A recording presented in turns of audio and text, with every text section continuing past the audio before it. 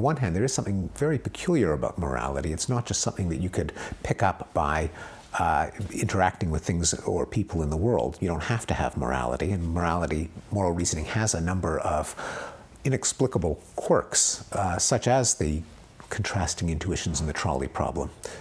And we know that morality is something you find in all human cultures. We know there's a small fraction of people, psychopaths, who seem to be lacking a moral sense. So on the one hand, there is evidence for universality. On the other hand, there is cultural variation. But I think you can reconcile those two observations by noting that there are these different components that can be emphasized or suppressed. Ours is a culture where fairness and harm dominate the other spheres. In more traditional societies, fairness takes a back seat to deference to authority and respect for community, for example. But it's very much analogous to language, where if anything is innate to language, it certainly can't be the English language or the Japanese language, but it could be a system for a combinatorial system. Sure. Again, what worries me about some of this stuff, in the same way as one taking initial brain scans and making a large story out of them, what worries me about this is that as you just said, that the trolleyology thing has become the focal center of all of this and has become the test case. As you're probably well aware, there's a lot of people have been sort of working on that. David Pizarro at Cornell, in fact, has shown that if you change the context of that and put African American people onto the trolley or vice versa, then the whole experiment changes. So it does seem to be context dependent to some extent, and that's why I was raising the issue about how one could think of there being something so concise, as it were, as an instinct or as a module for that, when in fact it seems to be developed through one's life experiences, one's experience of status and relationships and so on and so forth. And well, those aren't contradictory. No, they might not be. I don't know about this Pizarro experiment, but certainly the contrast between the two paradigm cases is a very empirically robust phenomenon, right, and is found in pretty much the same proportions in every culture that's been tested. But of course, it is sensitive to context, which is why there's a kind of science of trolleyology, in the sense that that's how you probe the moral sense, by seeing how variables such as how direct is the causation, how intended, how foreseen, is the harm a means to an end, or is it an undesired byproduct? It's the context sensitivity, the sensitivity to those variables, that makes it a useful research tool. I think the jury's obviously out on this, and we spend a lot of time at these meetings discussing this precise issue because it seems to me to be elemental and very important. And I suppose the good point to take from this is that there is now beginning to be the beginnings of a science of morality, which I think is a science of moral sense, which I would distinguish from morality. Okay, science of moral sense. I take the correction. Yes. If you had asked me a few months ago what Steven Pinker's next book was going to be, and I didn't know, I'd have said, "Oh, he's doing the moral instinct. I mean, it must be the next book." But I see that, in fact, if I'd thought a little harder and looked around a little bit, I would have found that, in fact, it is not going to be that. What I have here, in fact, is one of the EDGE annual questions, yes, that John Brockman's group puts together.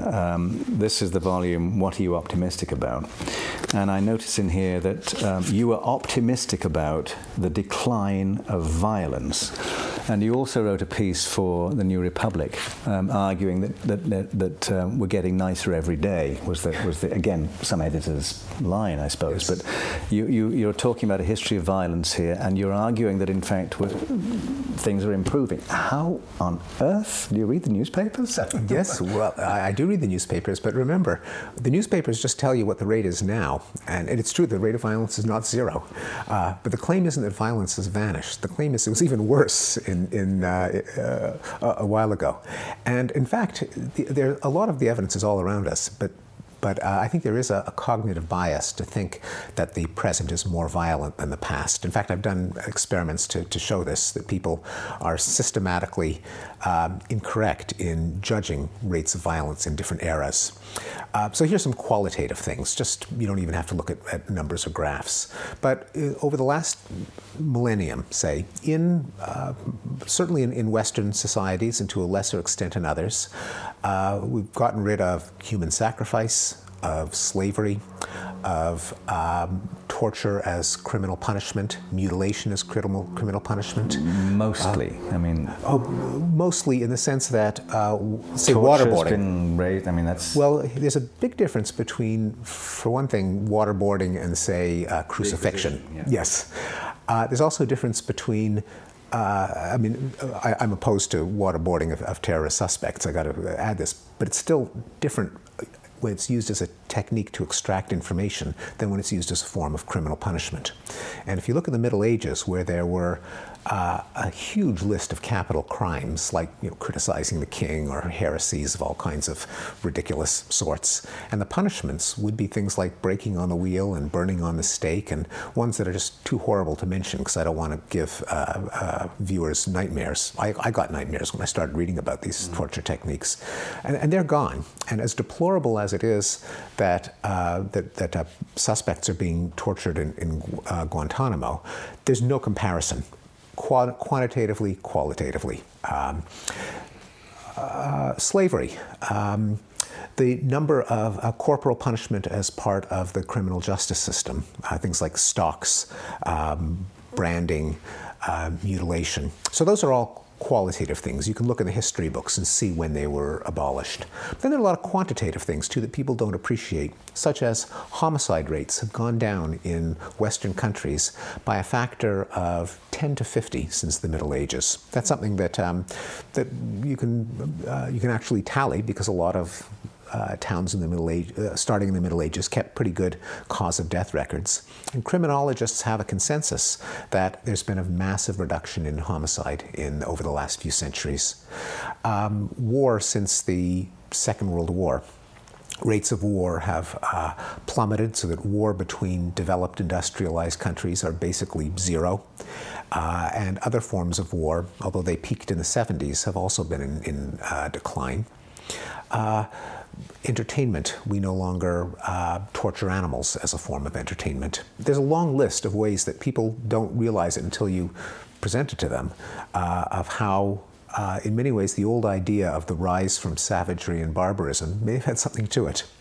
The question is, what is it about our sensibilities, our foresight, our empathy, our knowledge that allows us to repress these violent tendencies, which you do see popping up when they're not repressed? And so as a psychologist, I find this an intriguing problem. It's a nice, for someone who believes that there is such a thing as human nature, as I do, it's a nice kind of challenge as to how behavior can change, even if there's something about our nature that hasn't changed. What is the dimension of variation? Is it that our sense of empathy can expand to encompass greater proportions of the Earth's population? And if so, what drives our empathy circle outward? Is it that the functions of the prefrontal cortex of inhibiting behavior and counting to 10 before you wallop someone, anticipating the consequences of committing violence, kick in? And if so, why are we better at using our frontal lobes than our ancestors of a millennium ago were? There's 6 directions I want to go in now, which is one of the fun things about talking with somebody who ranges so widely. It's also a constraint. Let me take one position there, which is that we talk a lot at some of these meetings about issues like religion, faith, belief. You grew up in Montreal from a Jewish background, right?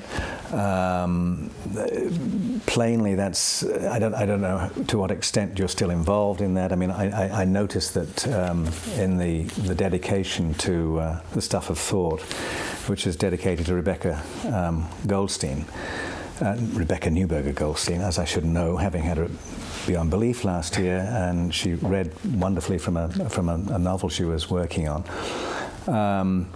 you say that you describe her as my bashert, to whom this book is dedicated. I gather that means soulmate, and I gather that... Yes, well, it's Yiddish for, it's kind of more like destined. Destined. Yes. And I gather that you actually now are married. Yes, that's right. Well, we like to say we eloped, but the cat is out of the bag.